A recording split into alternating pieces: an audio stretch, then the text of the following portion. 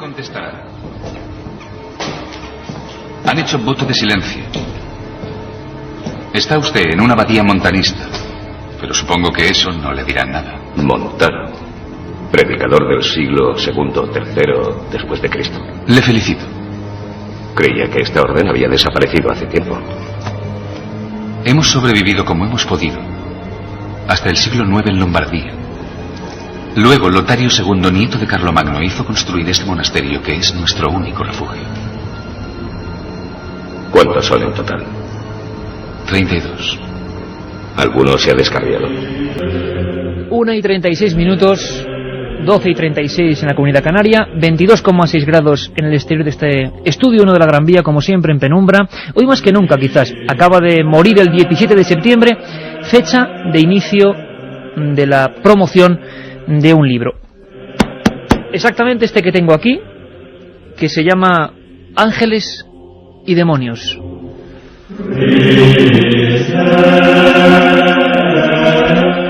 Muy pocos libros se convierten por sí mismos en noticia, en argumento, pero si os digo que el autor es Dan Brown y que esta era su obra anterior al célebre Código da Vinci, quizá cambie vuestra forma, vuestra óptica de ver la situación. Este libro, bueno, ¿para qué adelantar nada? Prestad mucha atención, porque este libro, nos cuenta el equipo de producción, que ya están trabajando a tope con nosotros, empieza la temporada en Milenio 3. Este libro exactamente empieza con una escena. Llevó el tazón vacío a la cocina y se encaminó pausadamente a su estudio chapado en roble. El fax recién llegado esperaba en la bandeja. Suspiró, recogió el papel y lo miró. Al instante una oleada de náuseas lo invadió. La imagen que mostraba la página era la de un cadáver humano. El cuerpo estaba desnudo y tenía la cabeza vuelta hacia atrás, en un ángulo de 180 grados. Había una terrible quemadura en el pecho de la víctima. Le habían grabado a fuego una sola palabra. Una palabra que Landon conocía bien, muy bien. Contempló las letras con incredulidad. Illuminati. Bueno, pues esa es la escena de ese libro que yo no sé si llegará a las cotas de popularidad. Hoy van a estar aquí especialistas en sociedades secretas. Illuminati, esa es la palabra. Vamos a intentar explorar la realidad con la que Dan Brown ha recreado otra ficción que imagino que venderá millones de ejemplares. Pero en el fondo de este argumento de ficción, como siempre, se esconden muchas verdades. Lo mismo ocurrió con el Código da Vinci, que sin duda recordaremos también y que fueron dos de los programas más impactantes de Milenio 3. 17 de septiembre, Ángeles y Demonios, y además tenemos la fortuna de, casi recién sacados del horno, poder hoy sortear entre los amigos de Milenio 3 varios ejemplares. Illuminati. Mito, ficción, exageraciones, ¿cuánto de verdad? La eterna pregunta con las obras de este hombre. Vamos a hablar también de libros que cambiaron las conciencias de mucha gente, vamos a recordarlos. Y va a haber incluso aquí libreros, editores, personas que también van a hablarnos de cómo a veces algunos ejemplares se convierten en verdaderos fenómenos misteriosos. En definitiva, un plato que yo creo que debéis seguir con nosotros hasta las 3 de la madrugada. Carlos Barroso, Katia Rocha, en la nave del misterio, quién sino, don Juanma Frasquet, que nos va a llevar por abadías misteriosas, por escisiones eclesiásticas, por corpúsculos de poder que quieren poner su propio rey del mundo. Bueno, esto es lo que cuentan, pero antes de nada, vamos a saber quiénes son los Illuminati.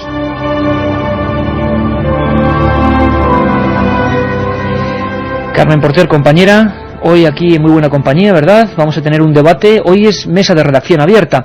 Por cierto, antes de saber quiénes son los Illuminati, ¿te parece que como siempre demos la línea abierta? Porque hoy creo que va a haber más expectación que nunca. Claro que sí, Iker, pero antes de todo saludar a todos los oyentes. Buenas madrugadas a todos. Líneas abiertas en S7640, palabra clave, milenio, espacio y como siempre lo que vosotros queráis. Que queréis preguntarnos sobre sociedades secretas, sobre alguna temática que sea del libro Ángeles y Demonios, sobre los Código da Vinci, sobre el Código da Vinci, pues ya sabéis, 7640, palabra clave, milenio, espacio, lo que vosotros queráis.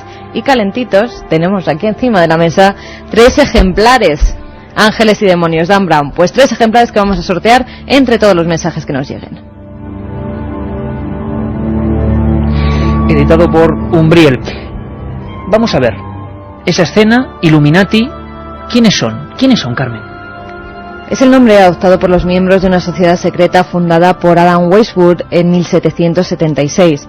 Weishaupt fue educado en una escuela jesuita, aunque la verdad es que la educación se la dio su abuelo, que era libre pensador y director de la escuela secundaria de Istag. Además, es el que le encaminaría hacia sus creencias, las que después tendrían esta sociedad. Fue el primer laico que ocupó la silla de Derecho Canónico en la Universidad de Innsbruck, pero como consecuencia de la influencia racionalista que ejerció sobre los estudiantes, chocó con la Iglesia y con aquellos que eran influyentes en círculos gubernamentales. Debido a ello, comenzó a relacionarse con los masones libres, pero al no estar muy convencido de las bases de esta organización, decidió fundar una nueva sociedad secreta que se basaría en la naturaleza humana y la observación. Por lo tanto, sus grados, ceremonias y estatutos se desarrollarían solo gradualmente. La fundación de los Illuminati se realizó el 1 de mayo de 1776 en Baviera. Los Illuminati bávaros rápidamente se extendieron por Austria y otros puntos de Europa, afiliando a personalidades de la talla de Herder, Goethe, Cagliostro o el conde de Saint-Germain. El 22 de junio de 1784, el elector de Baviera intuyó el peligro que suponían los Illuminati para la Iglesia Católica y las monarquías, debido a su ideología revolucionaria, igualitaria y libertaria, y así aprobó un edicto contra estos y contra la masonería. En 1785 el edicto se confirmó y Weishaupt marchó al exilio a Ratisbona para dirigir la orden desde el extranjero, pero allí fallecería el 18 de noviembre de 1830. Los restos de la orden de los Illuminati tuvieron 2 destinos, Europa y Estados Unidos. ¿Por qué habrá elegido Dan Brown, el autor del bestseller El Código Da Vinci, este argumento? Una secta quizá que podéis estar pensando no muy conocida. 7640 para cualquiera de vuestras opiniones. Incluso hay gente que se dice que es Illuminati o Neo-Illuminati, como los templarios y neotemplarios, modernos seguidores de esta gente en España y en día. Bueno, queremos saber la opinión de todos. Quizá nos podríamos sorprender un poquito más escuchando brevísimas opiniones de algunos de nuestros entrevistados. Sabéis que durante todo el día Milenio 3 trabaja para sondear el estado de opinión. La pregunta está muy clara. Illuminati, ¿ficción o realidad? Escuchamos a un escritor que se ha metido de fondo y que está trabajando ahora sobre este asunto. Josep Guijarro. Intentan influir en la sociedad, pues moviendo los hilos de la política, moviendo los hilos de la economía y moviendo las grandes decisiones del mundo. Y realmente hay que decir que la realidad hace palidecer a la ficción, porque, por asombroso que parezca, son muchísimas las organizaciones que, amparándose en la masonería, en los rosacruces, en las ideas del templarismo esotérico, han llevado a cabo acciones y decisiones realmente influyentes en nuestros tiempos. Algunas muy cercanas pues a los grandes poderosos, y estoy pensando por ejemplo en George Bush y en ese cenáculo misterioso al que él mismo está adscrito, de los Skulls and Bones. Esos grupos tienen una conexión real con el mundo y desde luego sus decisiones pueden hacerlo tambalear. Tambalear al mundo, ha dicho Javier Sanz, viajero, escritor, experto en estos asuntos de sociedades secretas. Nos comentaba algo muy breve sobre los rituales. Escuchamos, luego profundizaremos en ello. Se basan en una serie de ritos que te van llevando por unos grados de iniciación, que en el caso de los Illuminati eran 13, un número que es muy sagrado, un número que es muy antiguo, que corresponde con el número de lunas llenas que se producen a lo largo de todo un año, y que ellos plasmaron en uno de sus símbolos principales, que es la pirámide truncada, que tenía como 13 escalones también, o 13 niveles distintos, ¿no? Sobre lo que había un ojo que todo ve. Estos rituales eran muy antiguos, tenían como propósito que eludir la revelación de la espiritualidad, de la presencia de Dios, de la sensación de que había algo en un universo superior a todos nosotros, sino que tú tenías que llegar a ello a través de una serie de estadios, de pasajes. En el caso de los Illuminati recurrieron una vez más a recrear ritos mucho más antiguos, tomados de los masones, y naturalmente basados a su vez en esos rituales templarios, que siempre nos va a quedar un poquito un resquemor, un pozo de duda de saber si fueron auténticos, si están autentificados o sencillamente forman parte de una leyenda negra, una leyenda inventada para desprestigiar a una orden que en su momento sí que puso en serios aprietos a la supremacía de Roma y a todo el poder enorme que tenía el trono de Pedro en el Vaticano.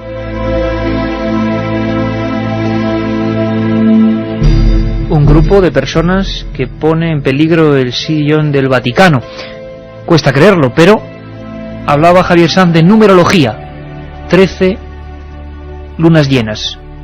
Hay más numerología. Y en España. Bueno, son opiniones. En una época se dijo, incluso año 92, que Barcelona iba a ser uno de los centros oficiales de estos, vamos a llamarlos, consejeros. En el fondo creemos que las sociedades secretas se han convertido en sociedades que buscaban filosofía, esoterismo, conocimiento, a sociedades que buscan poder.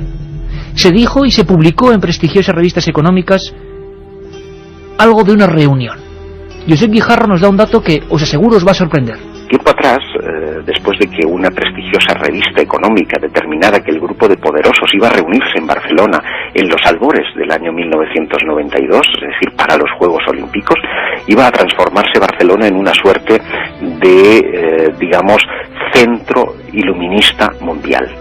Bueno, curiosamente, uno de los edificios más emblemáticos de los fastos y de las construcciones de esos Juegos Olímpicos son las torres, dos enormes torres acristaladas, que ¿sabes cuántos cristales tienen? Puede ser casualidad, yo me remito al dato, 666. La otra realidad.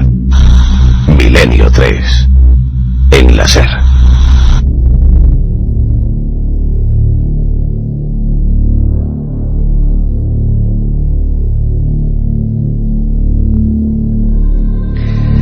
...666, ni más ni menos. Tenemos aquí varios amigos. En estos mismos instantes creo que entra por el estudio, siempre imprevisible, abriendo las puertas no de una sociedad secreta, sino del estudio, uno de la cadena SER, don Enrique de Vicente, director de Año Cero. ¿Qué tal, Enrique? Muy bien, buenas noches, encantado. Has llegado, lo tienes todo cronometrado, has llegado justo en el momento en que empezaba el debate. Pues sí, después de esperar una hora que me pasaran a recoger. La realidad es que estábamos ahora mismo, bueno, pues sondeando lo que era el ambiente. Un espectáculo tremendo a nivel de promoción, un libro que puede ser que barra de nuevo y un argumento como los Illuminati. Tenemos a muchos amigos. Por cierto, antes, 640, ¿qué está opinando la gente más o menos? ¿Está enterado del asunto? Porque siempre saben mucho más que yo, desde luego, que soy un ignorante que tiene aquí unos amigos que saben Vamos más. a ver, hay muchas preguntas, hay muchas dudas. Pablo de Lanzarote, por ejemplo, ¿son las sociedades secretas sinónimos de sectas? Nos pregunta. ¿Cuántas órdenes secretas hay activas en España? Nos dice otro amigo. ¿Hay alguna relación entre los Illuminati y el priorato de Sion?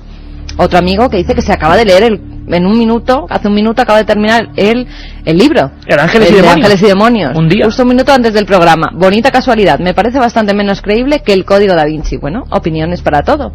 640, sabéis que sorteamos esos ejemplares de Ángeles y Demonios. Tenemos a un lado, en el estudio 1, a Sebastián Vázquez, estudioso de las... Él le gusta llamar sociedades discretas, más que secretas, editor, escritor, ha editado un libro que está siendo un pelotazo que demuestra que todo lo que tiene que ver con Dan Brown o con su misterio es un fenómeno, el diccionario del Código Da Vinci. Sebastián, buenas noches, buenas madrugadas. Buenas noches, Iker, así es, sí. Está siendo un gran éxito editorial, efectivamente. El diccionario del Código Da Vinci, que en el fondo, imagino que como muchos libros, recogen ideas, es un puzzle sobre lo que cuenta Dan Brown. Antes que como especialista en sociedades secretas, porque vamos a tener una hora de debate, tú has sido también librero incluso. Sí, así es. Una profesión preciosa. Y yo te pregunto, hay libros que, digámoslo así, rompen con todo lo establecido. El Código Da Vinci, quizá este Ángeles y Demonios, puede ser el último gran fenómeno, el más grande que se ha vivido.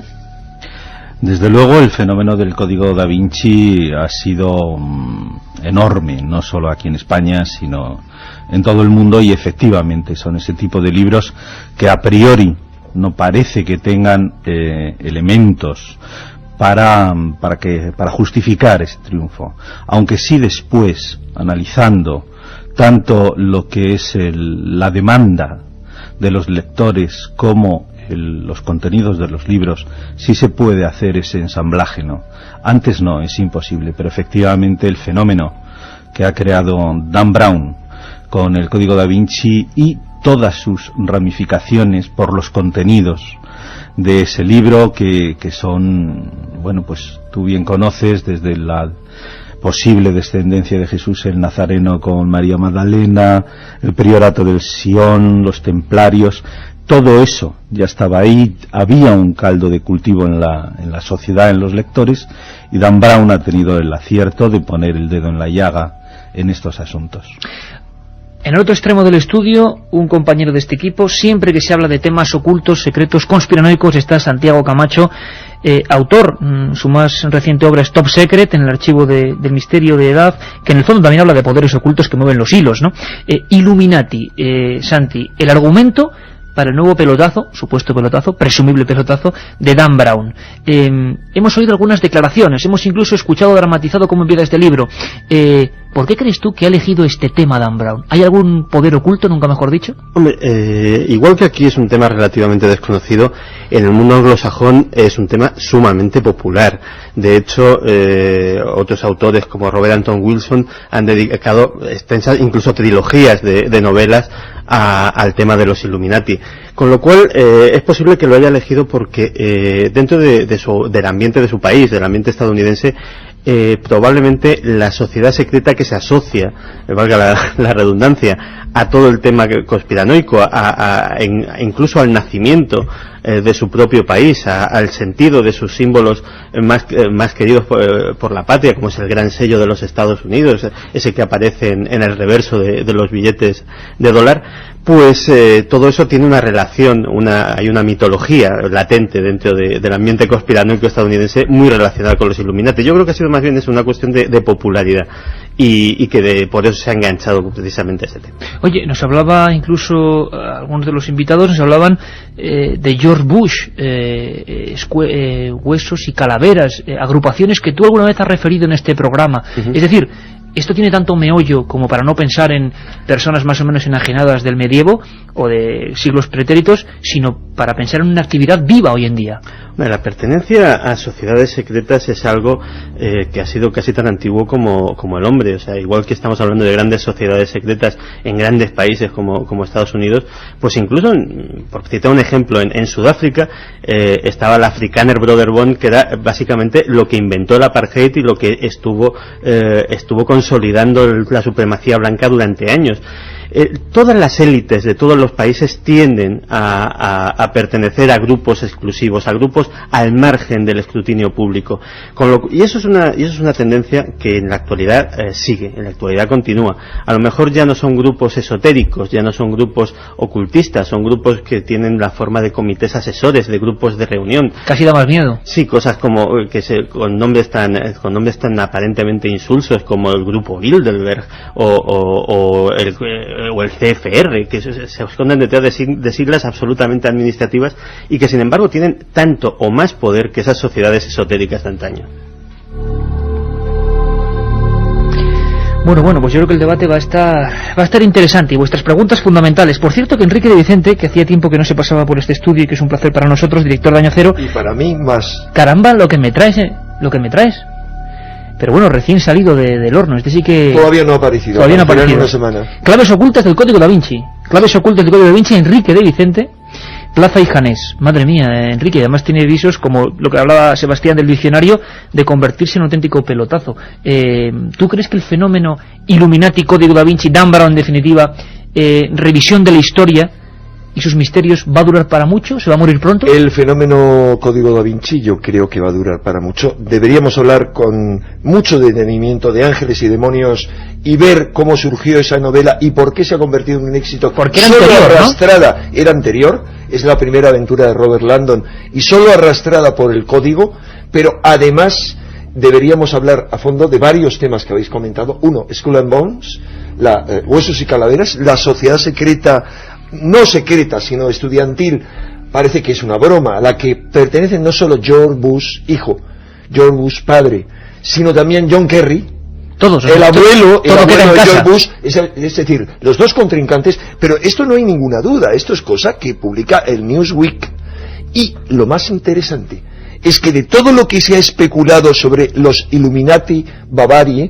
o los Iluminados de Baviera, que habría mucho que discutir sobre lo que habéis dicho, para mí de ninguna manera el conde de Saint-Germain perteneció ni tuvo que ver con los Illuminati, por ejemplo, pero de todo lo que se ha dicho que hay mucha mitología, quizá lo más fundamentado es que Skull and Bones en su origen sí pudo tener que ver con los Illuminati, porque surgió como una sociedad estudiantil en Yale a principios del siglo XIX, poco tiempo después de que aparentemente se hubiera desaparecido en Baviera los Iluminados, que habían surgido en una universidad. La estructura era la misma, y lo fascinante es que muchísima gente de gran poder han pertenecido a Skull and Bones. Habéis mencionado otras cosas como Bilderberg, y esto no es nada esotérico, es la portada de esta semana de la revista Época, que vienen los que manejan el mundo o algo así, y se ve como en la reunión de Bilderberg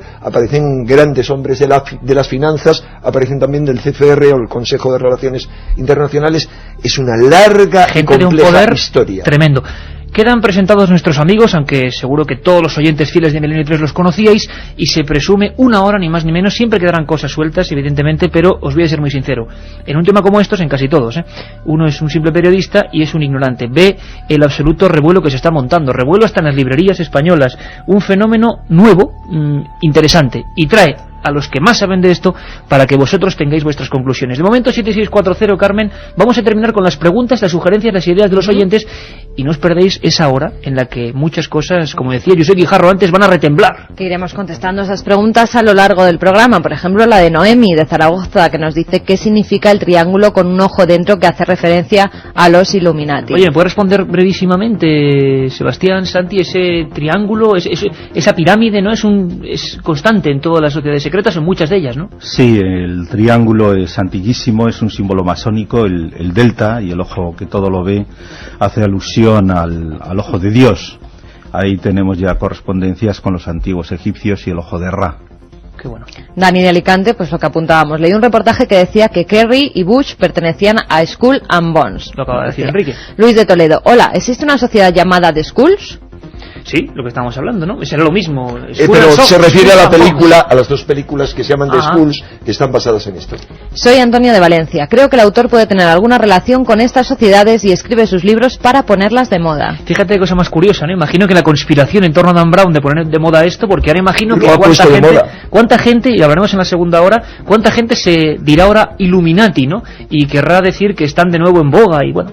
Ángel Boluda, ¿no es cierto que existen unas cartas entre miembros Illuminati que hablan de las guerras mundiales mucho antes de que ocurrieran? Hablaremos de ello, porque hace falta hablar de ello. Qué interesante, qué interesante. ¿Cuál es el origen de la masonería?, nos pregunta otro oyente. Bueno, vaya preguntas. Yo creo que harían falta unos cuantos debates, pero vamos a intentarlo. 1 hora. Sociedades secretas. Illuminati. El último argumento del último libro que puede reventar. Y con novedades de todo tipo. Os esperamos. Debate abierto. Mesa de redacción. Milenio 3. Un abrazo. Milenio 3. Si quieres viajar a lo desconocido, no dejes de leer El Archivo del Misterio, de Iker Jiménez. Los libros del tercer milenio publicados por Editorial Edad. Ya a la venta El Enigma Nazi de José Lesta, El Código B de David Zurdo, Top Secret de Santiago Camacho, Magos y Reyes de Marrey Bueno y El Camino de Santiago de Mariano Fernández Urresti. Si te gusta el misterio, esta es tu colección.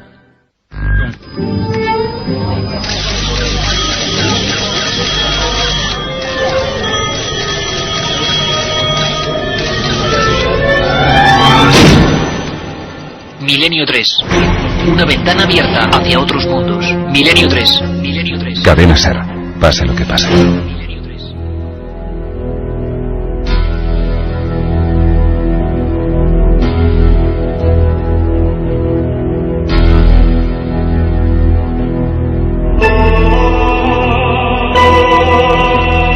Dos y 6 minutos. Juanma Frasquet, el lugarteniente de la nave del misterio, que nos pone El Greco de Evangelis, otro genio para ambientarnos. La Iglesia siempre como protagonista, como iniciador de las herejías, como sufridora de ellas. Le preguntábamos a todo un experto y un buen amigo de este programa, nos gusta tener amigos así, Juan Eslava Galán, nos hablaba de esas herejías, hablaba de 2 tipos. Vamos a escucharle. Unas son las herejías que son populares, que llegan a la gente, como es el caso de los cátaros, y que por lo tanto el Vaticano, que ve que se le va el negocio con el asunto, porque claro, ellos son al fin y al cabo también una gran oficina recaudadora, pues arremete contra esa herejía e incluso llega a hacer una cruzada para exterminarlas, ¿no? Como ocurrió en el sur de Francia y en otros lugares de Europa con los cátaros.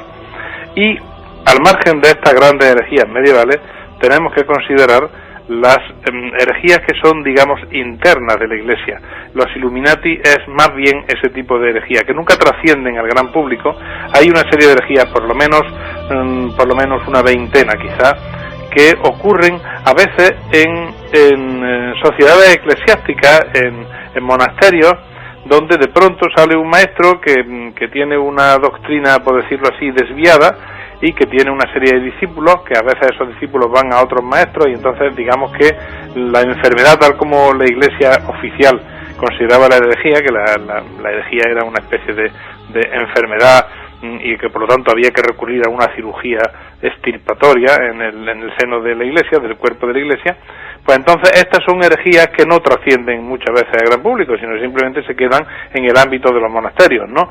No por eso la represión es menor, lógicamente. Debate abierto, mesa de redacción. Sebastián Vázquez, editor, especialista en sociedades ocultas, seguido muy de cerca, las ha investigado, ha editado el Diccionario del Código Da Vinci de EDAF, editor de EDAF. Sebastián, a micrófono cerrado me hablabas de poner en situación una cosa que te parece importantísima, que sería casi el punto de inicio de estos protagonistas de los que tanto vamos a oír hablar a partir de hoy, Illuminati. Sí, yo creo que hay que poner un poco el contexto histórico. Nos situamos a mediados de 1600, donde hay dos enormes corrientes. La corriente tradicionalista, que incluso desemboca a una corriente que se llama los hombres del Quinto Reino, que consideraban que la monarquía era por derecho divino, y pelean profundamente por esa tesis. Estos pensaban que los 4 reinos anteriores, era uno Babilonia, Alejandro Magno, otro era los Césares y por último el Sacro Imperio Romano Germánico, y que el Mesías vendría como una encarnación física de ese rey. Recordemos ahí al rey Sol en Francia, pero en cambio en esa misma época el rey Guillermo de Inglaterra es obligado por el pueblo a abolir lo que es el derecho divino. Ahí tenemos al rey Sol peleado con el Papa, porque no olvidemos que en esa época el papado quería tener un control sobre la política. Ese es el caldo de cultivo presente en esa época, una tendencia que querían mantener las monarquías de origen divino y los primeros pensamientos liberales, los primeros pensamientos que luego desembocan en la Revolución Francesa. Y no debemos olvidar tampoco otro grupo antes mencionado. El fundador de los Illuminati había sido estudiado en los jesuitas, y algunos dicen que incluso fue jesuita, porque no olvidemos que el Papa Clemente XIV abolió, por las presiones de los Borbones franceses, españoles y del Reino de Nápoles, abole y suspende a los jesuitas. Estos jesuitas, que luego son recogidos porque desobedecen al Papa y se van a Prusia y sobre todo a Rusia con Catalina la Grande, este Papa es envenenado. Es más, cuando él dice estoy firmando mi sentencia de muerte, cuando él da la orden de suspensión de los jesuitas, y efectivamente es el primer y único papa al cual se le hizo una autopsia porque fue envenenado. Todo esto configura... ¿Se sospecha de ¿el nombre era? Clemente XIV. Clemente XIV, que ya en el cónclave, en la muerte de Clemente XIII, los embajadores de España y Francia se ponen encima de la mesa y dicen que estos dos países saldrían de la Iglesia si el próximo Papa, Clemente XIV, como luego así hizo, no suspendía a los jesuitas. Todo esto forma un caldo de cultivo que ¿dónde desemboca? En la Revolución Francesa.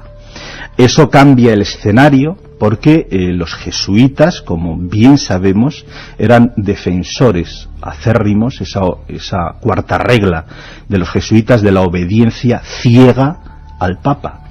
Luego cambia el escenario con la Revolución Francesa y ahí ya las monarquías, ante el peligro de la República y el Papado, se funden y se juntan. Posteriormente, ya en el siglo XVIII, otro Papa vuelve otra vez a restablecer la orden jesuita. ¿Se sospechó, Sebastián, de los Illuminati como autores de esa primera muerte de ese Papa Clemente XIV? Hubo una corriente que los acusó, aunque el pueblo de Roma a la muerte del Papa acusó directamente a los jesuitas, porque no debemos olvidar una cosa: los Illuminati solo vivieron 7 años. En teoría. En teoría. Es decir, entonces, eso es lo que sostiene la historia. Lo que pasa es que yo creo que hay suficientes evidencias de que al menos su impulso sobrevivió, y además la cuestión es de dónde venía el impulso de los Illuminati. Ha apuntado una hipótesis, Sebastián, y es que Adam Weishaupt, el fundador de los Illuminati Germaniae, que es como se les conocía, o Iluminados de Baviera, podía ser jesuita. Se ha dicho que podría ser perteneciente a algo que no existe dentro de la historia, algo así como una orden terciaria de los jesuitas. Es decir, al igual que los franciscanos tienen una orden terciaria que son seglares, que se casan, etcétera, que hubiera algo similar. Pero eso es una especulación mucho más gratuita que el hecho de que los iluminados sobrevivieran. ¿Por qué digo esto? Vamos a ver. Si nos planteamos que los Illuminati son una sociedad que clara, directa y abiertamente lo que se proponen es echar abajo todas las instituciones, subvertir el orden social, o sea, fundir la sociedad, acabar con la Iglesia, acabar con los reinos, acabar con todos los poderosos, eliminar la propiedad privada y establecer un comunismo de bienes, de mujeres, es decir, una libertad sexual absoluta y de todo tipo, que tratan de implantar el ateísmo a nivel de las masas, mientras que los más altos grados de la orden son panteístas, es decir, tienen una visión de Dios, que Dios está en todo totalmente diferente a la que tiene la Iglesia Católica, y que conspiran para eso. ¿Cómo nos vamos a creer que cuando detectan los planes, como se dice que los detectan de una forma muy, muy truculenta, hay varias teorías sobre esto, les dejen tranquilamente? El señor Adam Weishaupt, cuya identidad yo tengo en duda, porque Weishaupt en alemán significa Adam, el primer hombre, cabeza sabia. Era un nombre muy simbólico, es decir, incluso no tenemos clara su identidad, pero que este señor que se quede tan tranquilo y el duque de Saxe-Gotha le acoja, le tenga como su mejor amigo, se convierta en su discípulo, y ahí el señor muera de viejo, que el señor que se había peleado con él, que era el barón von Nige, que fue, antes habéis dicho que esto se había fundido de alguna manera con la masonería, eso he querido escuchar. No fue así, nunca la masonería fue iluminada, digamos, sino todo lo contrario. Los masones fueron los primeros que denunciaron la conspiración de los Illuminati, porque los masones estaban muy bien introducidos dentro del orden social, les interesaba que el orden social... O sea, que los Illuminati, Enrique, para que la gente se haga una idea, sí, eran, digámoslo así, bastante poco queridos por casi todos los movimientos importantes. Eran subversivos. La cuestión es, ¿cómo se va a creer uno que estos señores, que están tratando de organizar una revolución mundial y formar una república, les dejen tranquilamente? Vamos, yo eso no me lo creo de ninguna manera. Yo no estoy muy de acuerdo. Es decir, primero con lo de la masonería. En los 13 grados de la orden de los Illuminati hay uno que es el escocés. No. Hay uno, pero dividido en 2 grados, que es el escocés. Y luego dividido en 3 grados, sí, la masonería simbólica. Es decir, que de los 13 grados había 5 grados masónicos. Totalmente, pero ¿sabes por qué? Se copiaban las cosas. Por eso, porque primeramente, es decir, lo que cuenta la historia es que... Y él fue masón. Adam Weishaupt sí, porque, vamos a ver, Adam Weishaupt funda esto en 1776, el año exacto en el que se fundan los Estados Unidos. Aparentemente tiene una estructura, pero luego conoce al barón von Nige, que era masón, y que quería algo que fuera más allá de la masonería normal a la que él pertenecía, la masonería templarista alemana.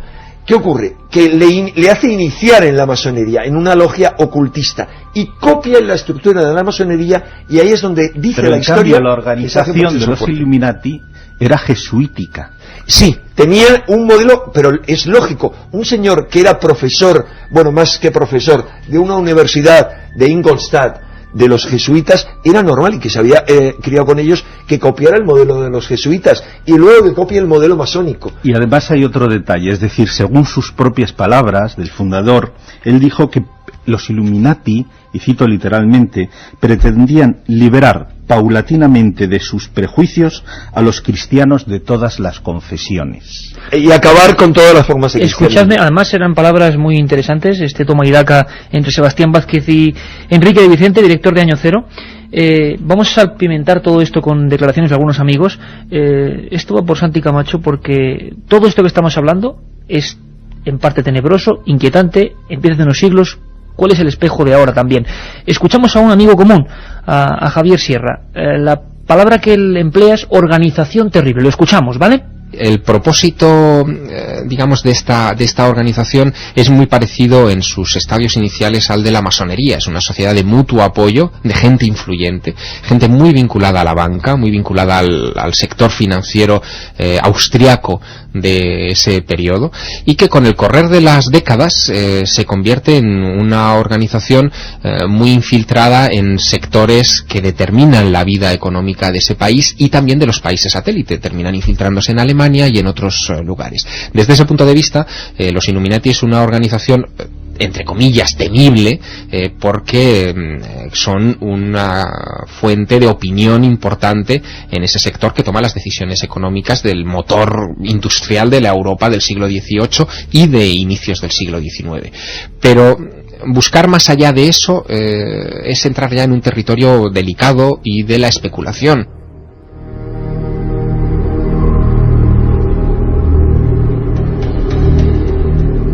La otra realidad. Milenio 3. En la SER. Territorio de especulación en el que sin duda vosotros podéis penetrar. Sois los protagonistas de este programa y seguir virtualmente el debate de nuestros amigos hoy aquí en el Estudio 1. 7640, palabra milenio, 3 libros de Dan Brown, Ángeles y Demonios. El que va a ser libro de impacto seguramente de aquí a las Navidades, por lo menos. Promete, que yo me lo he empezado a leer y en un día por el capítulo 26 que voy. Me está enganchando. Caramba. Juanjo de Madrid, ¿es verdad que juraron venganza a la Iglesia Católica? Bueno, pues ahora nos contestarán. Alguien, no, muy rapidito, pues pero muy rápido, con esas palabras, no. Decidieron que iban a eliminar toda forma, no solo la Iglesia Católica, sino toda forma de cristianismo. Todas las iglesias, entonces. Toda forma de cristianismo. Porque realmente los orígenes y las raíces que tenían, para mí, eran unas raíces iniciáticas, tenían que ver con los misterios de Eleusis, que son los misterios, vamos a decirlo así, un ritual esotérico de muerte y resurrección. Es decir, parece ser que este Adam Weishaupt había sido iniciado por un mercader de Jutlandia que se llamaba Colmer, que fue el mismo que inició a Cagliostro, que fue el que introdujo la primera forma de masonería. O sea, conocimientos muy profundos. Profundos. Como antes decía Javier Sá, y no cristianos, sino no anticristianos, sino anti-iglesia de Roma. O muchísimo, cualquier forma de porque además luego hablaremos de eso. En el fondo todas estas sociedades secretas parece que beben de fuentes mucho más antiguas, y si aparece un nombre constante es Egipto muchas veces. Pero ahora vamos a ver. Pues sobre eso nos pregunta Paqui de Valencia, que nos dice: quisiera saber si en las sociedades secretas se conservan las mismas fórmulas de antes. Sebastián, ¿o se han deformado con el tiempo?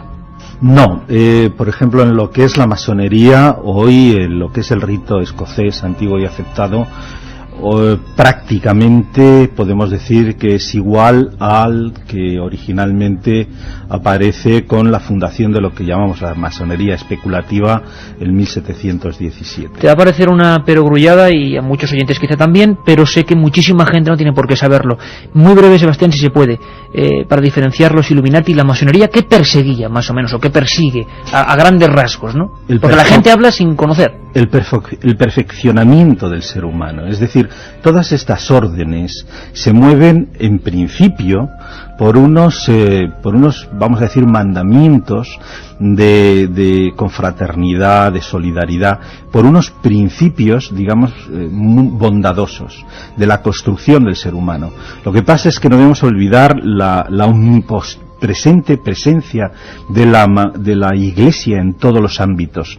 Naturalmente estas gentes se entraba en conflicto aunque no se quisiera. Entraban en conflicto aunque no quisieran. Por eso muchas veces se movían en terrenos de discreción. No olvidemos también que el propio San Ignacio de Loyola, el que es el fundador de los jesuitas, él quería transformar el papado para crear una verdadera iglesia. Es decir, y yo creo que los Illuminati, más allá de toda esta idea, que a mí me parece, no estoy demasiado de acuerdo, de buscar una especie de poder como un gran hermano, ¿no?, de control, no. Ellos lo que buscaban era un desarrollo de lo que es la civilización. Ellos sabían, por un lado, que el absolutismo total de los reyes era algo perjudicial para el desarrollo de la civilización, de la cultura, y a la vez sabían que ese papado enquistado, y que sobre todo consideraban que ese papado no representaba la verdadera esencia del cristianismo. Eso no lo debemos olvidar, y lucharon por ello. Hay algo fundamental. Decías, Enrique. Hay algo fundamental que ha dicho Sebastián, y es que perseguían la perfección. ¿Por qué digo esto? Porque el verdadero nombre de lo que se ha conocido como los Illuminati Germaniae o Iluminados de Baviera era Sociedad de los Perfectibilistas. Era su verdadero nombre. Es decir, buscaban la perfección. ¿Qué decían? Que el hombre había nacido en unas condiciones originalmente de libertad, igualdad y fraternidad, y que para restituir estas condiciones al hombre, que era oprimido, y lo era de hecho, por una iglesia absolutamente represora, que, dicho sea de paso, nada tenía que ver con lo que Jesucristo había predicado, era necesario hacer desaparecer la sociedad, la propiedad privada, los estados, los poderes que oprimían al hombre y le impedían acercarse a la perfección.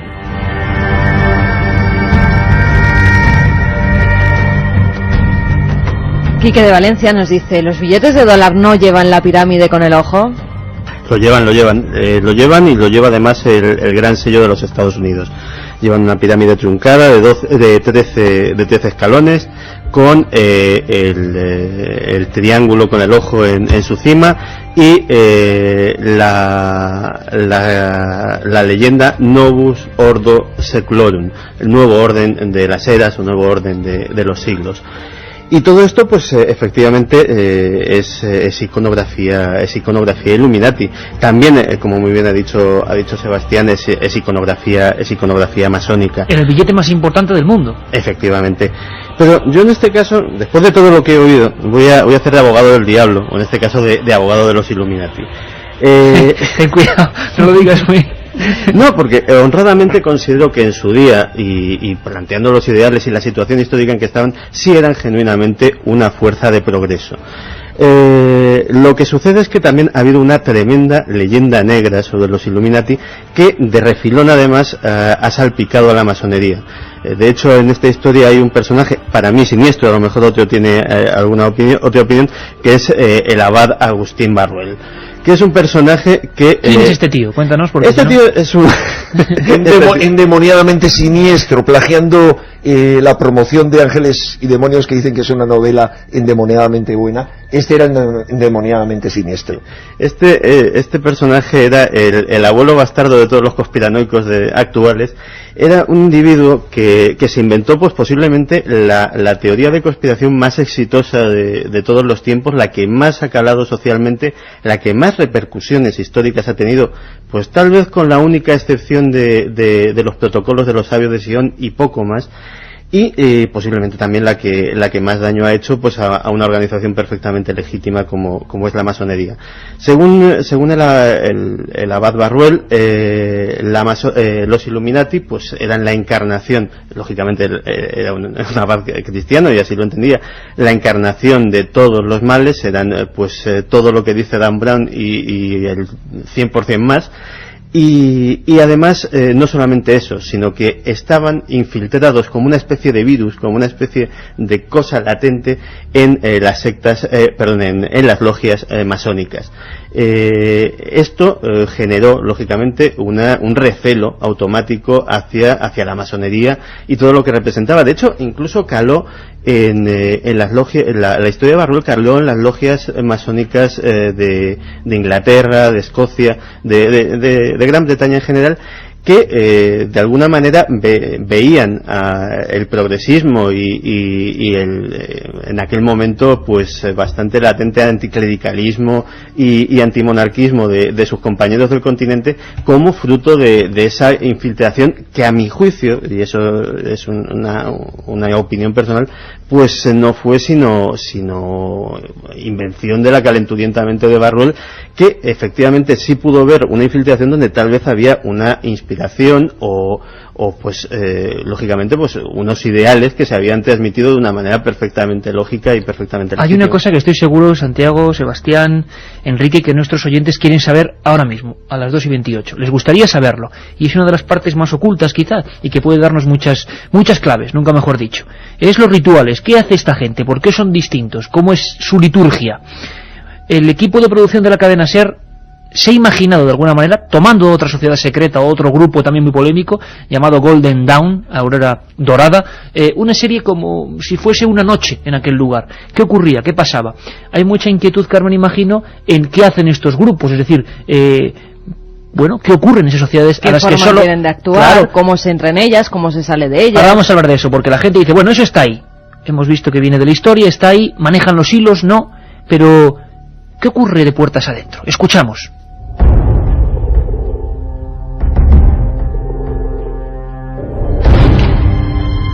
En 1871 toda Europa vivía la fiebre del espiritismo y los conocimientos prohibidos.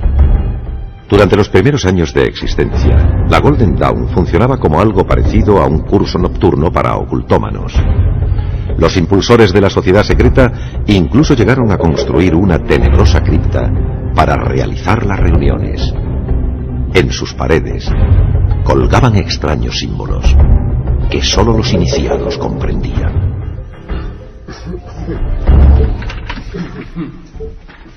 Estimados hermanos, tengo el enorme placer de constatar que importantísimos escritores y filósofos se han unido a esta causa de la aurora dorada. Me congratulo de que tras su ingreso en la sociedad conozcan como nosotros todos los conocimientos de esta universidad del hermetismo.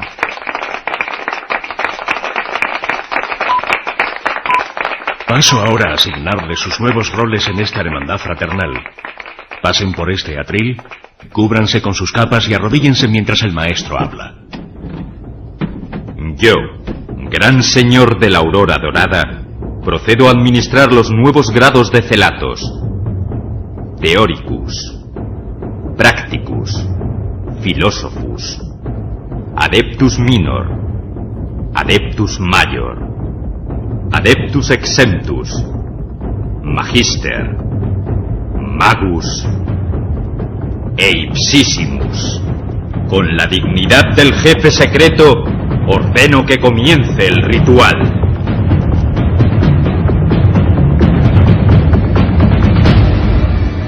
Milenio 3. En la SER. Sebastián tiene información de sus rituales por dentro. ¿Son así? ¿La ficción los ha recreado y convertido en una cosa de celuloide? ¿Qué hace falta? Lo decía Carmen ahora mismo. La gran pregunta, ¿no? Para entrar en uno de estos grupos, si es que siguen activos y fuertes, imagino que sí, ¿qué hace falta? ¿Qué ocurre en esas noches? ¿O es días? No lo sé.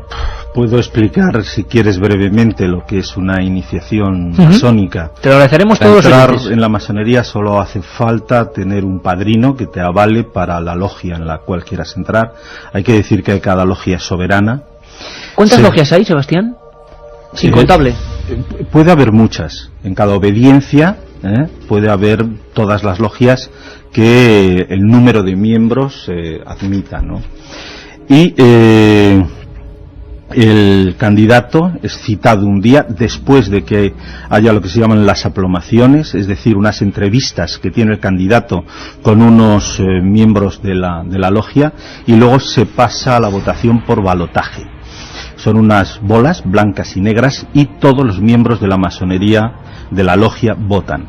Según los estatutos de cada logia, hay algunas donde una sola bola negra impide el ingreso del candidato. Una vez que el candidato es aceptado, para eso tiene que tener dos condiciones. Tú decías, que sea un hombre libre y de buenas costumbres. Una vez hecho eso, se le cita al candidato en un lugar y se le lleva con los ojos vendados a la logia. Ahí ingresa en la llamada cámara de reflexión, una cámara negra en donde hay una serie de carteles, se llama la cámara de reflexión, y habitualmente una calavera. Y ahí el candidato hace lo que se llama su testamento filosófico. Es ingresado en logia, vestido de una forma particular, y ahí con los ojos vendados entra y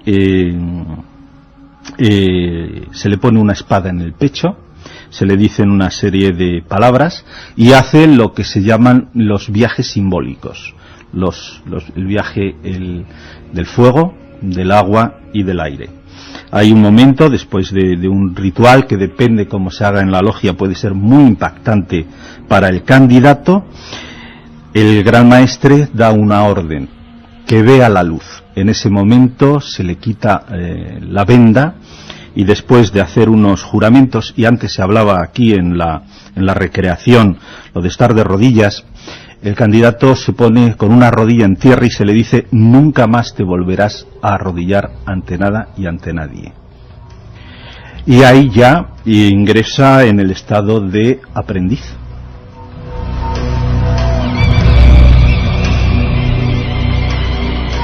Yo creo que interesantísimo, ¿no? Y muy gráfico. Se está hablando del ataque a la Iglesia y queríamos contar muy mínimamente con la opinión de un sacerdote y periodista del periódico La Razón, que conoce muy bien además Radio Vaticano y el Archivo Vaticano, y que también quiere darnos su punto de vista sobre estos que van a estar muy de moda, Illuminati. Es fácil relacionar a estas sociedades secretas pues diríamos con todas las cosas, con todo lo negativo, ¿no? Indudablemente que sí que tienen una relación con estas sectas satánicas, ¿no? Pero también en este sentido pues a veces quiero decir la leyenda a lo mejor supera la misma realidad. En el momento que diríamos que te sales de lo establecido, pues en un momento donde la cultura reinante o es blanco o es negro, pues si no estás, diríamos así, con lo blanco, entonces es que estás con lo negro. Entonces es normal que se les haya relacionado. Luego, hombre, todos estos grupos, todas estas sectas, todas estas tal, pues siempre han luchado mucho y han estado muy en contra y han utilizado todos los métodos contra lo establecido. Me vais a permitir una conexión también muy breve con Francia. Allí José María Patiño, el corresponsal de la cadena SER, nos quería contar, y lo hacía también nuestros compañeros de la hora extra, qué está pasando ahora mismo en París, para que veamos un poco y demos la dimensión del fenómeno que puede ocurrir. Ya os voy a preguntar, Santi, Enrique, si puede ocurrir esto a partir de ahora con los Illuminati. Con el Código da Vinci, que es la obra anterior, aunque en realidad es posterior, de Dan Brown, ya está pasando. Pero fijaos lo que está pasando. Conectamos con París. París sufre una nueva plaga de turistas. Los seguidores del bestseller planetario El Código da Vinci, con 8 millones de lectores en todo el mundo, 400.000 en Francia, no es de extrañar que algunos de ellos hayan decidido acudir a París, donde se desarrolla la intriga, para verificar, con el libro bajo el brazo, los lugares e indicios que en ella se entrelazan. Hasta 4 circuitos ofrecen las agencias de viajes a los interesados, en su mayoría americanos. El de 400 euros, que dura 5 horas, es el más preciso, aunque de momento no incluye la visita a la habitación del Hotel Ritz en la que se aloja el protagonista. Sí, por supuesto, el Museo del Louvre, cuyos empleados están hartos de que les pregunten dónde se exponen las obras que se citan en la novela, y la iglesia de Saint-Sulpice, que ha visto incrementadas sus visitas en 20.000 personas en los últimos meses. La mayoría quiere ver el famoso obelisco, junto al que el párroco ha colocado el siguiente cartel: contrariamente a las alegaciones fantásticas contenidas en una reciente novela de éxito, la línea meridiana de Saint-Sulpice no es un vestigio de un templo pagano. Los guías de los circuitos intentan desmitificar con ironía el relato al hacer ver a sus clientes que, por ejemplo, el Jardín de las Tullerías no se puede atravesar en coche. Varios expertos franceses se han lanzado también a desmontar con sesudos argumentos la trama en la que se mezclan evangelios apócrifos, el Santo Grial, Leonardo da Vinci, los Templarios, el Opus Dei y hasta la Sirenita de Walt Disney, pero al fin y al cabo se trata de pura ficción para entretener. Milenio 3. Pura ficción, o ponemos un interrogante, porque muchos ahora se pueden estar tirando al cuello, de José María Patiño, porque mucha gente está creyendo fielmente lo que cuenta Dan Brown. ¿Lo creerán también en Ángeles y Demonios? Bueno, muy brevemente, Carmen, tú tenías, y es para reubicarnos, pocos libros, lo hablábamos al principio, han conseguido este efecto. Quizá en la historia reciente de los misterios, de los libros que han cambiado conciencias, podríamos elegir 3 ejemplos, que todos los aquí presentes recordaremos perfectamente, que también motivaron eso, millones de ejemplares y millones de conciencias cambiadas. Creo que ninguno, ahora me daréis vuestra opinión, como Código da Vinci y Ángeles y Demonios, ¿no? Pues uno de ellos es El Retorno de los Brujos. Fue publicado en 1961. Sus autores, Louis Pauwels y Jacques Vergier, escribieron sobre temas como las pistas de Nazca, el enigma de la ciudad de Tiahuanaco, las pirámides de Giza, logrando que la obra se convirtiera en el primer bestseller de esta temática. El libro produjo un cambio sin precedentes en la mentalidad europea, y con su publicación surgieron decenas de revistas en todo el mundo, programas de radio y televisión, y significó una mirada hacia el misterio y lo ancestral en pleno siglo de la tecnología. De los brujos, un libro importante en un momento importante. Otro de ellos fue Recuerdos del futuro. Fíjate qué curioso, Iker, este manuscrito fue rechazado por 30 editoriales, a las que el suizo Eric von Däniken, que es su autor, iba con su viejo Volkswagen, hasta que por fin consiguió que lo publicara la editorial Econ Bergal. Esta obra vendió alrededor de 14 millones de ejemplares y se convirtió en un fenómeno sin precedentes que motivó decenas de réplicas por parte de escépticos y críticos, que nunca llegaron a superar el éxito de ese genuino Recuerdos del futuro. Y como no, uno que ha cambiado la mentalidad de muchas personas, Caballo de Troya. Caballo de Troya lo escribió Juan José Benítez, el periodista navarro, fue publicado en 1984, lo escribió en 110 días, en los que trabajaba una media de 16 a 20 horas, pero su preparación requirió varios años. 4 horas, Juanjo dormía, bueno. La saga de Caballo de Troya, que de momento tiene 6 partes y en breve se espera la salida al mercado de la 7ª parte, se basa en los documentos que le dio el autor, un general americano, sobre un experimento realizado por el ejército con el nombre clave de Caballo de Troya. Consistía en la vuelta al pasado, a la época de Jesucristo. Desde entonces, desde que se publicó, ha vendido más de 5 millones de ejemplares de la serie Caballo de Troya y han sido publicados en más de 20 idiomas. Bueno, Retorno de los Brujos, Recuerdos del futuro, Caballo de Troya, como esos libros que pueden cambiar un tiempo. Hace bien poco yo me reunía en círculo de lectores con un montón de delegados, lo hablábamos, Enrique, Santiago, Sebastián, gente con 30 años de ventas, imagino, nunca habían visto a la gente tan ansiosa por un libro, El Código da Vinci. ¿Creéis que va a ocurrir lo mismo con esto? ¿Con Ángeles y Demonios, con los Illuminati? ¿Es menos comercial? ¿Habla de cosas más terribles? Yo estoy convencido de que ningún libro de los que hay ahora, ninguno de los que ha habido y ninguno de los que hay en el mercado va a igualar el fenómeno del Código da Vinci. De hecho, no lo ha igualado, ha hablado el corresponsal Patiño en París de 8 millones, no son 8 millones, son 15 millones de ejemplares vendidos en un año y pocos meses. Hablaban de 400... En la red, en internet, se llega a decir que son incluso 30 millones. Sí, se dice 30, pero ejemplares. los datos oficiales son 15, o sea, bien compulsados. Yo ayer estuve con los editores en España del Código da Vinci en la fiesta que hicieron de presentación de Ángeles y Demonios, y las cifras oficiales y muy documentadas son 15 millones, bueno, con todo lo que... Es decir, al menos hay 15 millones en circulación. Pero... ¿Va a pasar no con importa eso? Tanto. ¿Va a pasar con eso? Vamos a ver, ese es un libro, Ángeles y Demonios, que se le daba tan relativa poca importancia originalmente antes de publicarse el Código da Vinci, que se publicó directamente en bolsillo. Y solo después del éxito del Código da Vinci, este libro, Ángeles y Demonios, ha escalado a los primeros puestos de venta en bolsillo y ha sido editado en una edición más grande. Es decir, va a remolque del Código. Y para mí, carece, es interesantísimo, no hay duda de que a quien le gusten los thrillers lo ha de leer y le va a divertir, es interesante, habría que discutir sobre lo bien documentado que pueda estar o no, lo estábamos hablando con Santiago Camacho, pero no toca lo que toca el código. Para mí, claro, y no lo es tan que fuerte, ¿no?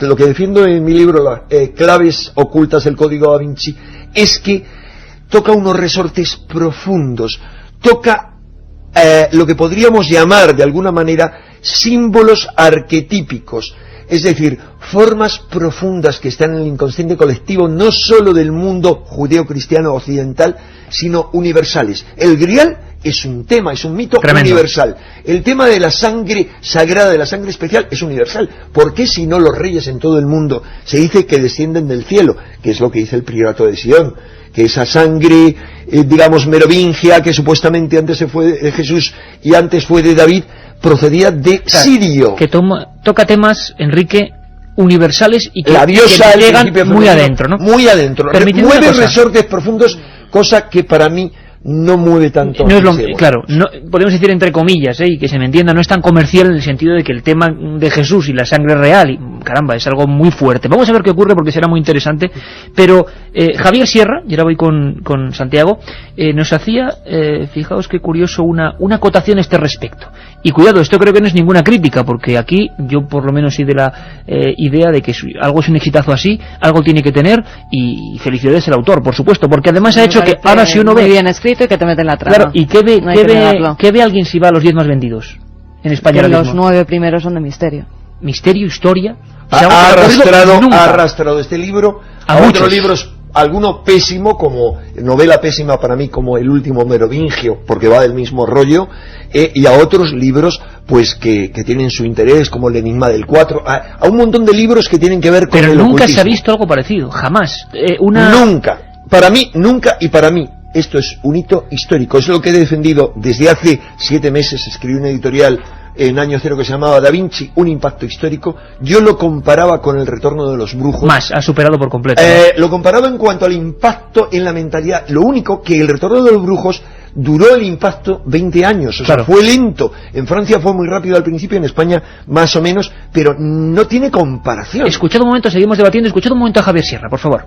En esta nueva obra, Dan Brown vuelve a cometer un error muy parecido. Él recurre a otra sociedad secreta, en este caso los Illuminati, y entiende que los Illuminati ya existieron en la época de Bernini y en la época de Galileo Galilei, es decir, nos estamos remontando al siglo XV, XVI, pleno renacimiento italiano, cuando desde el punto de vista histórico tenemos constancia de que los Illuminati es una organización, vamos a llamar paramasónica, que nace en el siglo XVIII. Luego, digamos que Dan Brown vuelve a pecar por segunda vez, estirando cronológicamente una organización con propósitos literarios. Esto hay que subrayarlo. Lo que hace es crear una ficción literaria intensa, interesante, basada en algo que resuena en los oídos de mucha gente, pero que desde el punto de vista estrictamente histórico carece de base. Galileo, Bernini, otros códigos, otros nombres y una trama semejante, Santi. Sí, Javier es que es muy comedido y es una persona con una gran educación. Yo lo siento por los fans de Dan Brown, pero la verdad es que las tramas son apasionantes, los libros, como muy bien decía Carmen, están muy bien escritos, pero Dan Brown es uno de los novelistas más chapuceros documentándose que he visto en mi vida, y compararlo con Benítez me empezó a comparar el caviar con las palomitas. Es tu opinión. O sea, muy buena comparativa, Santi. Sí, realmente tiene sus razones. Hay ese error que podría ser efectivamente en beneficio de la trama que señalaba Javier, está acompañado de otros decenas, y me atrevería a decir que si se busca con lupa cientos, pues sí, algunos tan de bulto y tan de simplemente mirarse una enciclopedia, como esos cuarteles de la Guardia Vaticana en que se habla en italiano, cuando allí se habla en alemán porque todos son germanoparlantes de nacimiento. El idioma oficial de la Guardia Vaticana es el alemán, el juramento de la Guardia Vaticana se hace en alemán en una ceremonia solemne en el Vaticano. Lo habrá hecho, yo pienso que Dan Brown, y no lo habrá hecho adrede para que precisamente se esté hablando de esto, de sus errores, sería una buena propaganda también. Yo no lo creo, al igual que yo, que sí soy un fan del Dan Brown, del Código Da Vinci, por muchos errores que cometa. Para mí me parece algo logrado. Para mí me parece que vamos, que son la hojarasca, que lo importante es el impacto profundo, pero sí estoy de acuerdo en que hay toda una serie de elementos erróneos fundamentales. En el caso del código, yo le veo varios pequeños problemas, y es que no ha mirado a fondo ciertas cosas, como por ejemplo el hecho de que utilice como escudo la protagonista Sophie Nevé, utiliza como una especie de escudo para protegerse un cuadro, La Virgen de las Rocas, que es un cuadro enorme que no podía sujetar, y además no es una tela. Bueno, pero en todo caso no se a mitad les pasa. Uno, pero dos. Por ejemplo, si él hubiera visitado de noche o a solas, como yo tuve la oportunidad, haciendo una trampa increíble, de visitar Saint-Sulpice, me dejé dentro una librería muy importante y di la bronca para que me abrieran la iglesia cuando no había nadie, para ver qué ocurría dentro de la iglesia. Si él hubiera visitado sin más eso, habría acabado el Código da Vinci en otro sitio. Todo el mundo que lo ha leído, no lo voy a desvelar, sabe cómo lo acaba, arrodillándose ante un determinado sitio, y se habría tenido que arrodillar ante la Virgen de Pigalle, que es lo más increíble que alguien que tenga sensibilidad profunda puede encontrar. O sea, es un verdadero lugar de poder, y es realmente la diosa representada dentro de Saint-Sulpice. Lo que está muy claro, Sebastián, es que estos temas interesan y mucho. Las sociedades secretas, como ya ha ocurrido con el Priorato de Sion, que os volveré a invitar para un debate, porque la gente en este tiempo, desde que lo hicimos, ha incrementado dudas. Las sociedades secretas interesan. Hay gente que, estoy seguro por los oyentes, quieren saber más. ¿Están activas hoy en día? ¿Están vivísimas? ¿Tienen ese poder que se les supone, por lo menos en las novelas y en los estudios especializados? En España ahora mismo, Sebastián, imagino que contando lo que se pueda contar, ¿están ahí? Sí, naturalmente que existen, es decir, la masonería. ¿Qué poder tienen realmente? Vamos a ver, hay muchas masonerías, como yo comentaba, cada logia es soberana, y para formar una logia solo es necesario la unión de un número determinado de maestros masones, pedir una carta patente y a partir de ahí hacer una logia. Es decir, el poder de la masonería está en su historia, y el poder de la masonería está en un enorme legado que tienen y en sus principios filosóficos. Eso es cierto. Meternos ya en política y meternos en manejar los hilos, ¿no? Que es en manejar los hilos. Porque una gente se agrupe y piense en lo que quiera, pero bueno, la intención que parece que hay en todo esto es que son muy poderosos y manejan todo. Lo que sí es cierto, ¿no?, es que detrás de todos estos movimientos subyace un pensamiento. Antes hablábamos de los Illuminati. Yo no sé qué pasó ahí, y posiblemente nunca se sepa, pero hay un hecho real, que a partir de la Revolución Francesa el mundo ya no fue igual. Muchos afirman que la gran obra de los Illuminati fue precisamente la Revolución Francesa. Y quería hacer solamente una puntualización que me ha quedado antes en el tintero con respecto al papado y a los movimientos de este tipo, y es recordar a Inocencio III, ese papa que antes hemos hablado, que es el que promueve la herejía contra los cátaros, esa cruzada que en vez de ir a Jerusalén devasta Constantinopla. Bien, pues este papa Inocencio III hizo algo muy significativo y que cambió la historia del cristianismo. Es el hecho que él se nombró a sí mismo como vicario de Cristo, algo que, por ejemplo, estamos hablando de la época de los templarios, jamás le perdonaron, y muchos grupos cristianos jamás perdonaron al papado que el señor Inocencio III y luego todos sus seguidores se nombraran a sí mismos como vicarios de Cristo.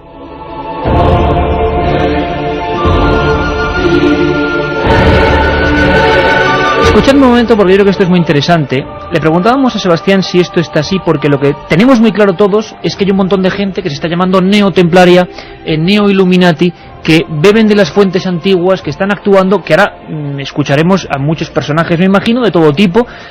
Hay órdenes templarias todavía que se consideran pues casi los cálices, ¿no?, de donde viene esa filosofía. ¿Hay que sospechar de eso? Sería muy breve la pregunta y me gustaría una opinión.